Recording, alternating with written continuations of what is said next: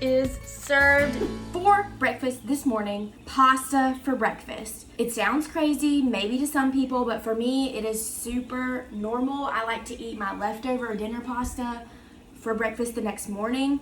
Sometimes I even make this for breakfast from scratch, like it would be any normal breakfast, like grits and eggs and bacon when I wake up in the morning. It has bacon and it has eggs and it has Parmesan cheese and it has pasta.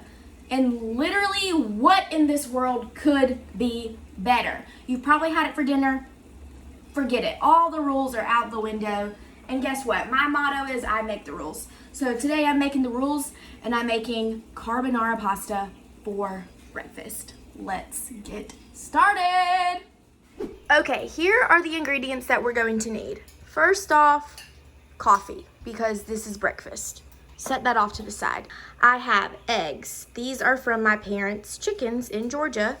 Bacon, you can use whatever you have on hand. Garlic, sometimes people put this in carbonara, sometimes people don't. I love garlic any time of the day, so I'm going for it. Parmesan cheese, I have two kinds. I already had this freshly grated cheese in my fridge. This is like half of a 4-ounce container, and I guess this is about a half cup maybe. And then I have a block of Parmesan Reggiano. Parmigiano Reggiano. You can use regular Parmesan, it doesn't have to be the real stuff. And then I have pasta. So this is the kind that I really wanted to use today because I had it on hand. And I'm sure a lot of y'all have a lot of pasta on hand right now. So this is called fusilli con buco, which is gonna be super cool because it's super curly, really, really tight curls, but they're long. It's long like a spaghetti noodle. You can use penne, you can use rigatoni, you can use spaghetti. Whatever you have, this recipe will work for it. You don't have to use the garlic. The rest of the ingredients are very much not optional though. So I have a pot of water going. It is boiling on high heat. I'm gonna add in a couple of handfuls of water because you want your water to be seasoned.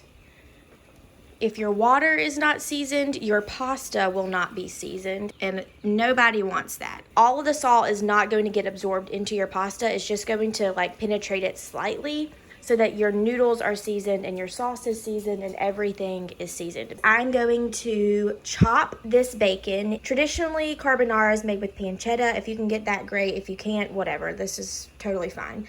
I'm also going to mince up 1 clove of garlic. Okay, so before I start my bacon, I'm going to put my pasta into my pot of water. Make sure everything is nice and submerged. And there we go. We are going to cook this until it's al dente. This is gonna take just the same amount of time that it is going to take to make my sauce, which is one of the reasons that I love carbonara. So let's turn this heat on. And then add the bacon to our skillet. All right, I just turned the skillet on, but I immediately added the bacon so that it can basically start in a cold pan so that all of the fat on the bacon can render. I am not looking for this bacon to be all the way crisp.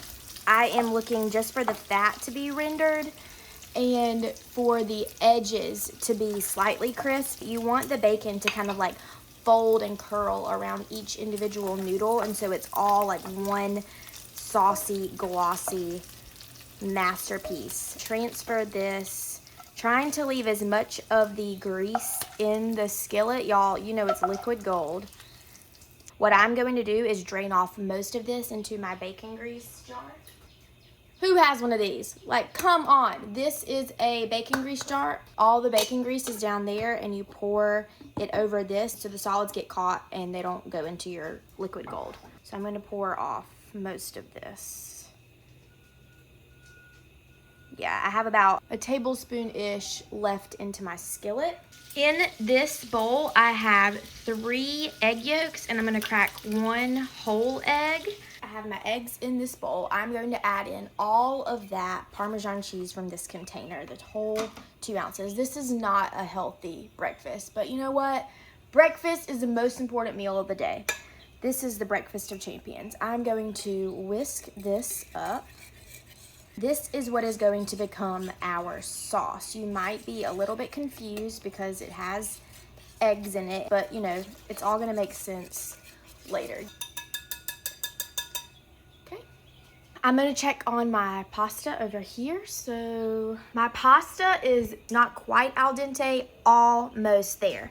Now, if you have not learned anything from this entire video, pasta water. The water that the pasta has been cooking in has soaked up a lot of starch from the pasta, and it is going to help create a beautiful sauce. See how it's like not even clear anymore.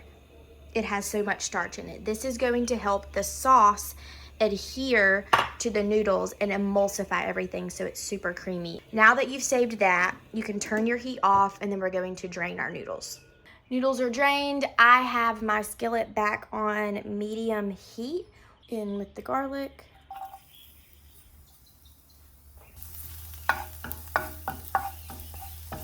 Okay, I'm gonna turn this down. Don't want it to burn. I'm going to add my bacon back to my skillet. And then I'm going to add my pasta.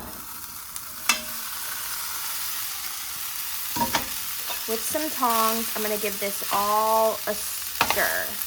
I like to kind of toss my pasta in with my bacon grease a little bit because I just feel like it helps coat it before I add it into my sauce. All right, I did some little rearranging just because I already had my camera set up. So you wouldn't typically do this, but I set a tray down just so that my camera is set up above my stove.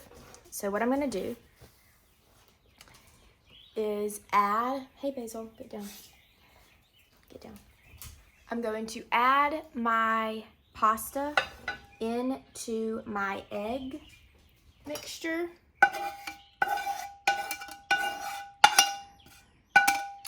And give it a really good toss. You wanna keep doing this. And as you're doing it, you want to pour in about 3/4 cup of your pasta water. This is cooking your eggs. You want to keep stirring them so that they don't curdle, because the last thing that you want right now is scrambled eggs. Put the skillet back on, and then we're going to add all of this back into the skillet. I am adding in another 1/4 cup of pasta water. Keep it going, keep it stirring. Here it is in all of its glory. I'm going to grate some fresh parm on top of this. Give it a good stir. It's so saucy, it's so glossy, amazing. I'm super pumped about these really curly Q noodles. Oh my word.